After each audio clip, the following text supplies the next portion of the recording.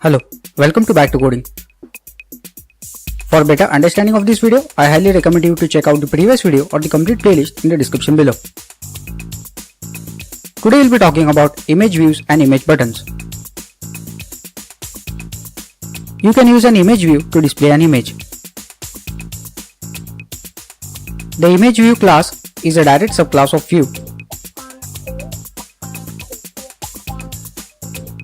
You first need to add an image file to your project as a drawable resource.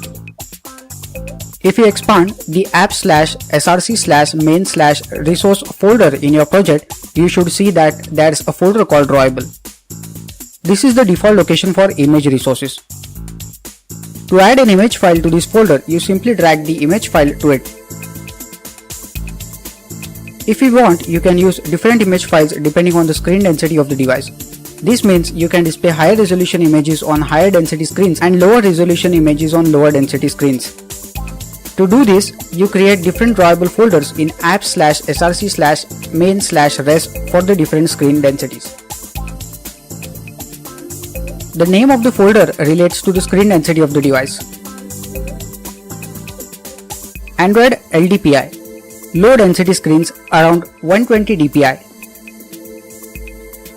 Android MDPI, medium density screens around 160 dpi. Android HDPI, high density screens around 240 dpi. Android XHDPI, extra high density screens around 320 dpi. Android XXHDPI, extra high density screens around 480 dpi. Android XXX HDPI, extra high density screens around 640 dpi. You then put different resolution images in each of the drawable folders, making sure that each of the image files has the same name.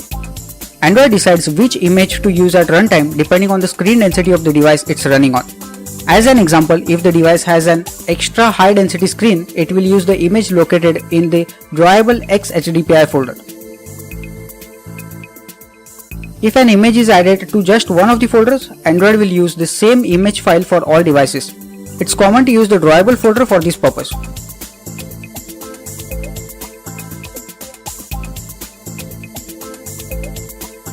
You define an image view in XML using the image view element. You use the Android SRC attribute to specify what image you want to display. You use the Android content description attribute to add a string description of the image so that your app is more accessible. The Android SRC attribute takes a value of the form @drawable/image name, where image name is the name of the image without its extension. Image resources are prefixed with @drawable. @drawable tells Android that it's an image resource located in one or more of the drawable folders.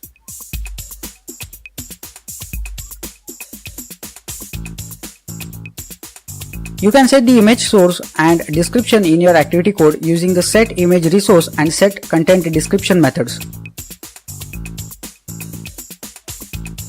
This code looks for the image resource called Star Wars logo in the drawables folder and sets it as the source of an image view with an ID of photo. When you need to refer to an image resource in your activity code, you use r.drawable.imageName, where image name is the name of the image without its extension.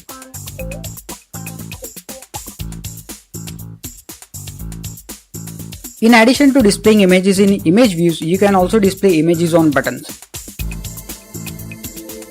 To display text on a button with an image to the right of it, use the Android drawable right attribute and specify the image to be used.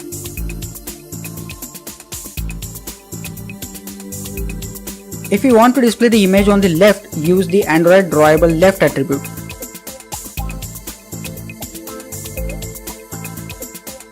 Use the Android drawable bottom attribute to display the image underneath the text.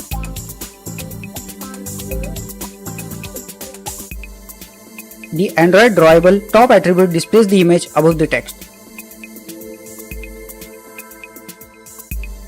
An image button is just like a button, except it contains an image and no text. You define an image button in XML using the image button element. You use the Android src attribute to say what image you want the image button to display.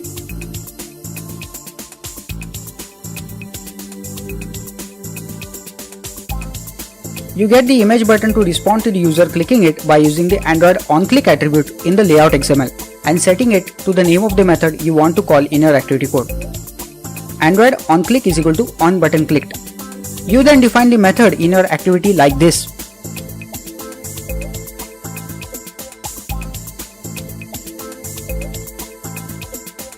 That's it for this video. I'll be continuing more on this topic in the next video. Thank you for watching this video. Please do like, share and comment on this video, which really motivates me to make such useful content for you. Also, don't forget to check my other videos which can be helpful to you, and finally subscribe to my channel.